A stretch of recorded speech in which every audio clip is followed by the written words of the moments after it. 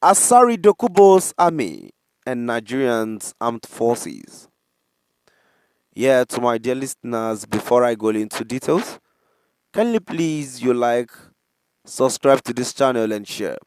It is an interesting news we bring to your listening ears today.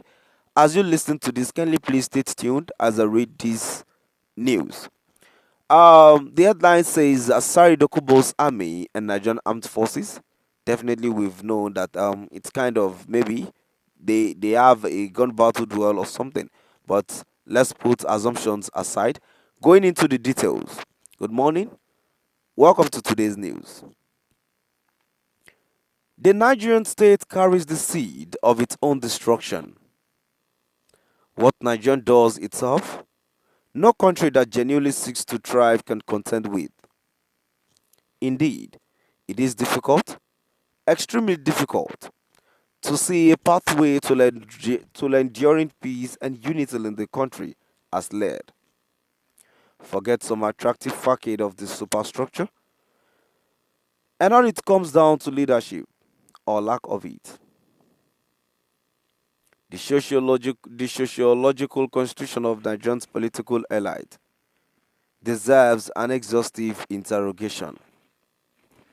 Here is a critical group that vowed, as it seems, never to be faithful to any honest aspirations, to the country, to nationhood, working assiduously to pillage all resources within reach, while at the same time undermining basic institutions that sustain the state. Sadly, while the country is already in a ditch, the political leadership elite is digging deeper.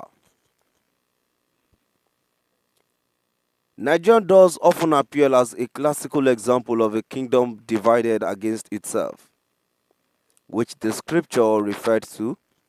The ultimate fate of such a kingdom was foretold.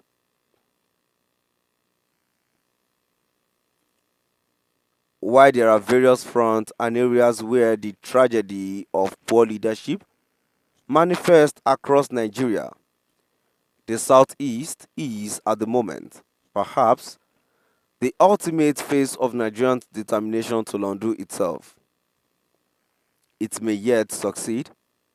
Again, it comes down to leadership, or lack of it, in addressing existential problems of the state. History is there for reference. From 1967 to 1970, Nigeria fought a bitter, destructive civil war that pitched one part of the country, the East, against the rest.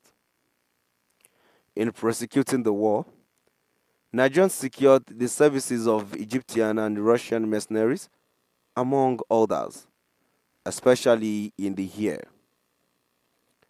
These foreigners weighed in decisively to execute the campaign. All is, of course, fail in war, so there may not be anything exceptional about the procurement of mercenaries to fight a war. In 1970, the Nigerian Civil War ended. Thereafter, the two warring sides, Itato one entity, resumed their common existence as a country, with citizens continuing where they stopped in their inextricably tied social and economic lives. For all of 45 years, in spite of the entrenched burden of ethnic differences, Nigerian trudged on, while there had consistently been charges of injustice and marginalization from the southeast as a consequence of the civil war. There had also been both symbolic and substantial marks that the country was moving on, incrementally putting the memories of the civil war behind it. Then Muhammad Buhari happened. In 2015, the retired infantryman became president in a democratic government.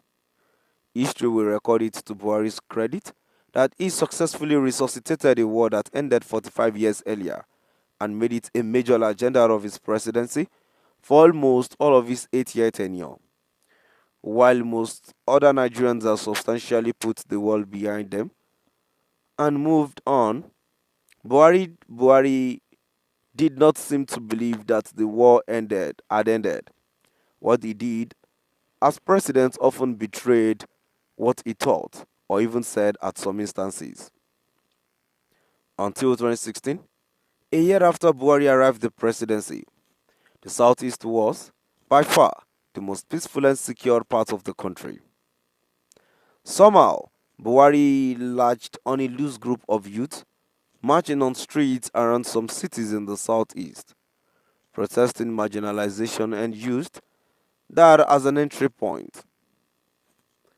His government subsequently ordered heavy security onslaught against the youth under the banner of Indigenous People of Biafra (IPOB) that became the root of criminalization of non-violent youth and subsequently the launchpad for Buhari's war against agitators of the southeast.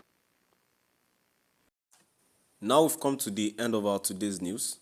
Please do drop by the comment section and let us know what your view is all about. Thank you for listening.